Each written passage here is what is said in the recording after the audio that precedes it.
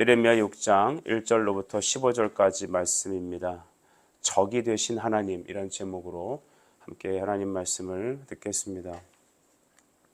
오늘은 6장 말씀을 보게 되니까 우리에게 이것을 나의 상황으로 받아들인다면 오늘 이 말씀을 들으면서 우리는 밤잠을 자지 못할 것입니다.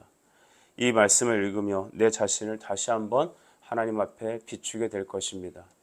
나는 하나님 말씀을 듣는 자인가? 그 말씀을 듣고 순종하는 자인가? 아니면 나 역시 이스라엘의 이러한 죄악과 이러한 패역함이 내 안에 가득하진 않을까? 이렇게 염려하게 될 것입니다. 이런 영적인 슬픔과 고통이 우리에게 찾아온다는 것은 여러분, 한편으로는 우리에게 아직 소망이 있다는 증거입니다. 하나님 말씀을 듣고 아파하며 애통해하는 자는 위로를 받고 하나님의 도우심과 회개의 기쁨을 얻게 될 줄 믿습니다. 우리나라가, 또한 우리 한국 교회가, 또한 우리의 처해 있는 가정의 현실이 오늘날 이 6장의 말씀을 통하여 이제는 하나님과 적이 되는 것이 아닌 적으로서 드러난 내 모습이 다시 하나님과 화목하게 되는 회개의 역사가 일어나길 간절히 축복합니다. 주님은 이스라엘의 죄로 인하여 어떠한 형벌을 받을 것인지에 대하여 여러 가지로 설명하고 계십니다. 1절 보면 베냐민 자손들아 예루살렘 가운데로부터 피난하라 라고 말하고 있습니다. 베냐민 자손은 남유다를 가르치죠. 남유다는 유다 지파와 베냐민 이렇게 지파로 구성되어 있습니다. 북이스라엘은 10지파요. 남유다는 베냐민과 유다 지파로 형성되어 있죠. 그래서 그곳에 있는 남은 자들이 예루살렘으로부터 피난하라고 말하고 있습니다. 간혹 저희 살고 있는 집에 가끔 이렇게 경보음이 요즘 울릴 때가 있습니다. 새벽 4시 이렇게 낮에도 불이 났다는 둥, 갑자기 벨이 울리면 사이렌이 울리는데 아마 잘못 울린 거겠죠. 그런 이제 소리가 들릴 때 우리는 무엇을 기억합니까? 큰일이 났구나, 재난이 났구나, 또 아니면 불이 났구나, 그렇게 여길 것입니다. 하나님은 지금 예루살렘의 공습 경보를 알리는 것입니다. 너희가 이제는 죄로 가득 차서 이제는 심판을 받을 것인데 이 바벨론이라는 나라가 쳐들어올 것이다. 너희는 즉시 피하라, 즉시 회개하라라는 아주 공습 경보를 하나님께서 알려주시는 것이죠. 그 말씀을 보니까 3절에 목자들이 그 양떼를 몰고 와서 주위에 자기 장막을 치고 각기 그 처소에서 먹인다. 그 양떼는 바로 이스라엘이란 나라를 풀 뜯어 먹듯 그 나라를 점령할 것을 말하고 있습니다. 하나님은 그들에게 4절에 너희는 그를 칠 준비를 하라, 일어나라 라고 명령하고 계십니다. 여러분, 놀라운 것은 지금 이 공습 경보를 알리시는 분은 하나님이신데 심지어 이방으로 하여금 유다 백성을 치게 하는, 전쟁을 일으켜 치게 하는 그 지휘관이 하나님으로 묘사되고 있습니다. 맞습니다. 천하 만국의 모든 일들은 하나님의 어떤 경륜 속에 일어납니다. 하나님의 행하시는 일 속에 일어납니다. 하나님이 허락하지 않은 일들은 이 땅에 안 일어난 일이 하나도 없습니다. 유다 백성들이 그렇게 전쟁으로 전멸하게 되는, 진멸을 받게 되는 그것은 여러분, 하나님께서 그들의 죄악 때문에 내리시는 심판이었습니다. 우리는 하나님에 대해서 무턱대고 좋은 하나님, 내 입장에서 그냥 마치 아버지가 자식에게 무조건 다 용납하는 좋은 아버지 같은 모습을만 우리는 생각하겠지만 하나님은 두 가지 면이 있다는 것을 우리는 알아야 합니다. 죄는 용서하지 않으십니다. 하나님께서는 우리의 죄를 반드시 그 값을 받게 하십니다. 두 번째는 그러면서도 자식을 사랑하는 그 뜨거운 인내하심이 우리를 끌어안으신다는 것이죠. 이것이 십자가에서 나타난 바로 하나님의 이중적인 면이었습니다. 죄는 반드시 용서하지 않는 하나님의 공의의 심판과 두 번째, 그러면서도 그 죄인을 사랑하시는 하나님의 애타는 그 마음, 사랑이 나타난 것이 십자가입니다. 결국 하나님께서는 그의 아들을 십자가 달려 죽이심으로 우리에 대한 모든 죄를 그곳에 다 쏟아 부으셨습니다. 여러분, 유다 백성들이 이 형벌에서 벗어나는 길은 단 한 가지밖에 없었습니다. 회개였습니다. 하나님께로 돌아가는 길이었습니다. 하나님이 그들에게 공습 경보를 알리시는 이유조차도 그들에게 회개를 촉구하기 위한 것입니다. 나의 공의는 반드시 이렇게 실현될 것이다. 근데 간과하지 말아야 될 내용은 무엇이냐면 하나님이 그냥 하는 말이 아니라는 것입니다. 이 일은 반드시 일어난다는 것입니다. 그들에게 참고 오래 참으셨지만 수많은 종들을 보내셔서 그들의 돌아올 것을 요청하셨지만 듣고도 돌아오지 않고 오히려 목이 고다 강팍하게 된다면 하나님은 그때가 찼을 때 반드시 심판하신다는 것. 여러분, 이 말이 이 아침에 우리에게 너무나도 두려운 말씀으로 찾아오지 않습니까? 이 말씀을 받을 때 여러분, 만약에 사업이 어려우신 분이라면, 지금 관계가 어려워서 사는 것이 너무나도 고통스럽다면, 자식의 문제 때문에 골몰을 앓고 또한 경제적인 문제와 건강의 문제로 정말 하루하루 살아가는 것이 너무나도 힘겨운 성도들이 이 하나님의 심판의 말씀을 듣는다면 어떨까요? 하나님 너무하신다고 생각하지 않겠습니까? 여러분, 그러나 진정한 참된 의원이신 우리 하나님께서는 우리에게 이 공습경보를 알리시는 바로 이 말씀이 우리가 읽기에는 정말 부담스럽고 읽고 싶지 않고 좀 외면하고 싶고 하는 말씀일 것 같지만 실상은 이 말씀이야말로 우리를 돌아보게 하는, 진짜 우리의 영혼을 살리는 생명의 물과 같습니다. 여러분, 병원에 가면 의사는 우리의 환부를 진찰합니다. 진단합니다. 그리고 우리가 어떤 상황이라는 것을 환자에게 알려줍니다.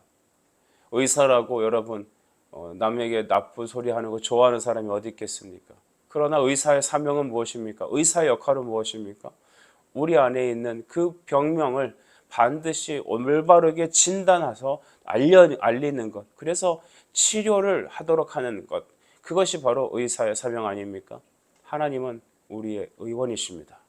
그는 우리의 죄를 바로 하나님의 당신의 말씀으로 진단하시고 드러내신다는 것입니다. 여러분, 세상 사람들의 입장에서 봤을 땐 유다가 심판하실 거라는 이 말씀을 들을 때 그것은 진짜 신도 아니다. 야, 그런 신 믿지 말고 우리 바알 신 믿어라. 바알은 우리에게 좋은 것만 준다. 그렇게 꼬드길 것입니다. 여러분, 기억합시다. 하나님을 대적하는 것, 하나님의 그 공습 경보의 말씀을 듣고도 그것을 우습고 농담으로 여긴다면 여러분, 소돔과 고모라의 심판은 반드시 임하게 될 것입니다. 하나님을 적으로 돌리는 것, 여러분, 이것이 죄입니다. 죄 중에 가장 큰 죄는 무엇일까요? 그것은 도적질이나 살인이 아닐 것입니다. 가장 큰 죄는 하나님을 믿지 않는 것일 것입니다. 회개하지 않는 그 죄가 죄로 남아있는 그 상태, 그것이 가장 하나님을 못 견디게 하는 것이고, 바로 그 행위가, 그 믿지 않는 불신이, 회개하지 않는 그 딱딱한 마음이, 목이 고다 자기 자신을 드러내는 그 사람이 여러분 가장 치명적인 실수를 저지르는 것입니다. 8절을 우리가 보면 하나님은 말씀하시죠. 예루살렘아, 너는 훈계를 받으라. 그리하지 아니하면 내 마음이 너를 싫어하고 너를 황폐하게 하며 주민이 없는 땅으로 만들 것이다. 이렇게 말씀하셨습니다. 예루살렘아는 여러분 여러 가지로 바꿔 설명할 수 있겠습니다. 바로 우리 자신입니다. 내 이름을 하나님은 부르고 계시는 겁니다. 우리 교회를 부르고 계십니다. 이 민족을 향하여 하나님 말씀하십니다. 이 땅에는 모든 사람들을 향하여 주님은 말씀하십니다. 복음이 선포된 것, 십자가가 선포되는 것은 모든 세상 곳곳마다 다 전달해야 됩니다. 하나님은 모든 세상 사람들이 다 진리를 알고 구원을 받길 원하십니다. 그러나 그 진리를 받고 돌아오는 사람들은 많지 않습니다. 마치 청함을 받은 사람은 많지만 택함을 받은 자가 적은 것 같은 그 이치입니다. 하나님은 그래서 우리에게 너는 훈계를 받으라. 하나님의 이 말씀에 가르침을 받으라. 복음을 받아들여라. 여러분, 우리가 죄인이라는 이 사실을, 우리의 죄가 이와 같이 심각하다는 사실, 하나님의 심판이 우리에게 이제 임할 것이라는 그 마지막 경고의 메시지를 받는 사람, 복음을 받아들이고 그걸 애통하며 하나님 앞에 회개하며 주님의 보혈을 씻김을 받는 그 사람은 축복된 사람입니다. 만약 이스라엘 백성들이 돌아오지 않는다면, 회개하지 않는다면 하나님께서 어떻게 판단하신다고 하셨습니까? 8절 후반절, 너를 황폐하게 하여 주민이 없는 땅으로 만들 것이다. 여러분, 그렇게 하시는 겁니다. 우리가 잘 알지만 이스라엘은 약 70년간 바벨론 땅에 끌려가 거기서 여러분 노예살이를 하게 되죠. 그곳에서 여러분 이주민으로 살아가게 됩니다. 이스라엘은 성전이 회파되고 곳곳마다 모든 여러분 성벽이 무너져서 그것은 정말 들짐승이 이끌고 또한 여러분 이민족의 침입으로 인하여 사람이 살지 않는 그런 황폐한 땅이 되었습니다. 하나님의 말씀은 이와 같이 실현된다라는 것이죠. 그래서 또 하나님은 그들에게 무엇을 지적하냐 하면 9절에 보니까 하나님께서 그들이 심판을 받을 때 포도를 딸 때 그 이스라엘의 남은 자를 말갛게 주운다. 포도를 따고 나서 남는 것을 이렇게 줍지 않습니까? 그와 같이 그들을 모두 남김없이 싹 심판하시겠다라고 말합니다. 그들이 왜 이와 같은 심판을 받는다고 말씀하시냐면 10절에 그 답이 나와 있습니다.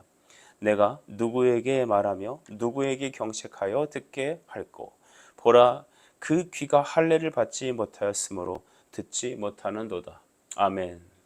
이사야 6장 9절에 나와 있는 것처럼 보아도 보지 못하고 들어도 듣지 못하는 것은 바로 하나님의 이 말씀이 떨어졌음에도 불구하고 왜 그들이 회개하지 않고 계속해서 강팍해지고 계속해서 죄 가운데 있었냐 하면 그들의 귀가 할례를 받지 못했기 때문이라고 말합니다. 할례란 무엇입니까? 아이가 태어났을 때 8일 만에 받는 그런 육체 표식 아니겠습니까? 그 표식을 인하여 그가 하나님 백성이 된 것이죠. 다시 말하면 이들은 하나님을 믿는다고 하는 백성이고 주일날 교회는 나오는 사람일지 모르나 그 마음에 영적 할례, 즉 회심의 역사가 없었다는 것입니다.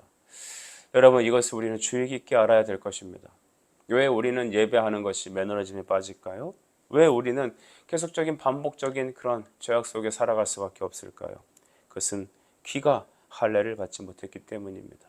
어떤 사람은 왜 하나님의 복음을 듣고 회개하며 은혜 받고 돌이킬까요? 그것은 하나님께서 그의 귀를 열어주셨기 때문입니다.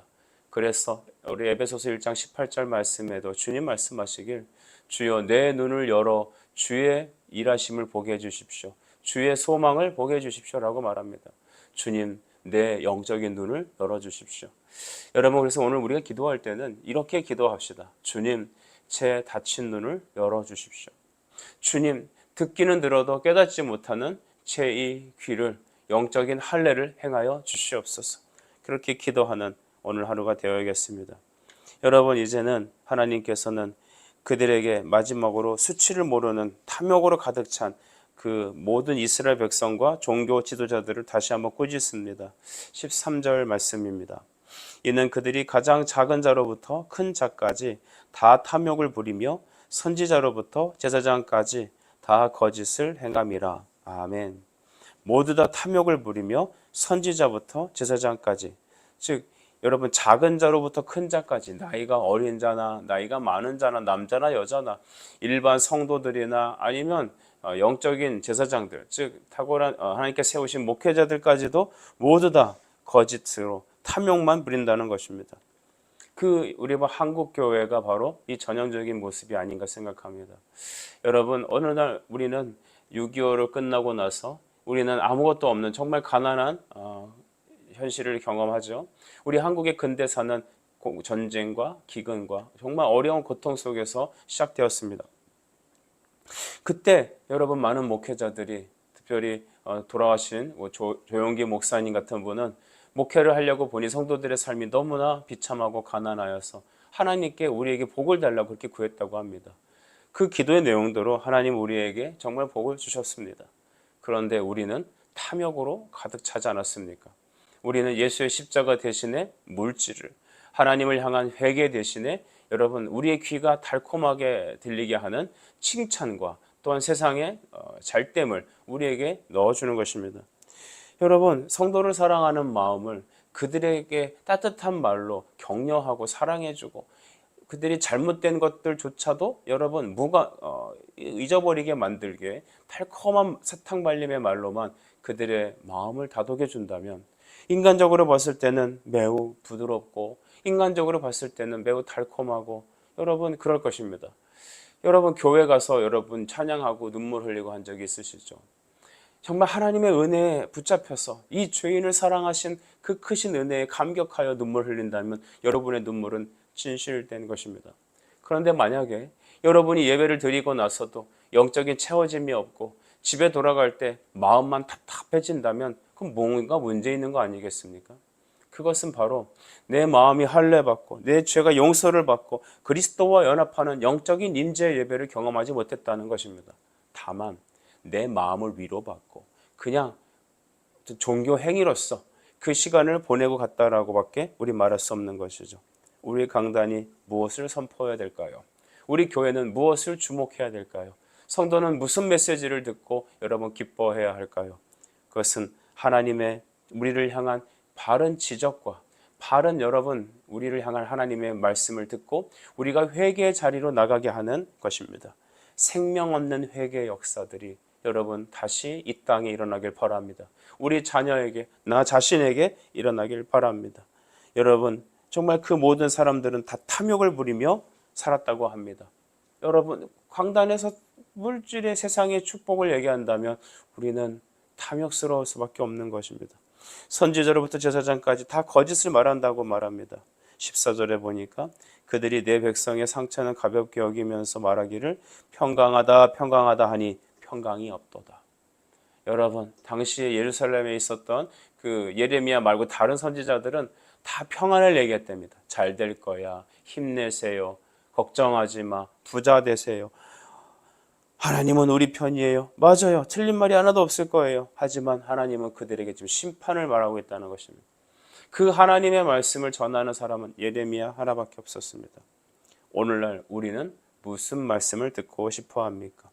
그들은 죄를 범하면서도 조금도 여러분 부끄러워하지 않는다. 얼굴을 붉히지도 않는다라고 말합니다. 죄에 대하여 무감각해진 것. 목이 곧아서 하나님의 말씀을 들으려 하지 않는 것. 자기 사랑, 자기 욕심, 자기 탐욕으로 가득 찬 것. 거짓으로 자기 스스로를 속이는 자. 이 모습들이 바로 오늘을 살아가는 영적 이스라엘들의 상태일 것입니다. 말씀을 정리하자면 하나님은 우리를 진단하시는 하나님이십니다. 의원이신 하나님은 우리의 병을 지금 지적합니다. 네가 이것을 도려내지 않는다면 너는 이제는 사망을 맞을 것이다. 하나님은 우리의 아버지십니다. 잠언 13장 24절에 매를 아끼는 자는 그의 자식을 미워함이라. 자식을 사랑하는 자는 근실히 징계하시느니라. 여러분 하나님은 우리의 아버지십니다. 자식인 우리를 향하여 하나님은 진실하게 근실히 징계하시고 계십니다. 이스라엘을 때리셨던 하나님. 그 하나님은 오늘 우리의 아버지십니다. 우리 교회를, 나 자신을, 하나님의 목회자들은 무슨 말씀을 전하는가? 하나님의 성도들은 무엇을 추구하고 있는가? 그들은 과연 하나님의 심판의 말씀을 듣고 영적 공습 경보를 듣고 참되게 엎드려 회개하는가? 회개만이 살 길입니다. 죄를 돌이키는 것만이 생명입니다. 하나님은 우리에게 그 말씀을 들을 수 있도록 이 아침에 우리로 하여금 귀를 열어달라고, 우리의 눈을 열어달라고 하나님께서는 그리고 말하고 계시는 것입니다. 주님, 우리의 눈을 좀 열어주십시오. 우리의 귀가 듣고 회개의 자리로 나아갈 수 있도록 해주십시오.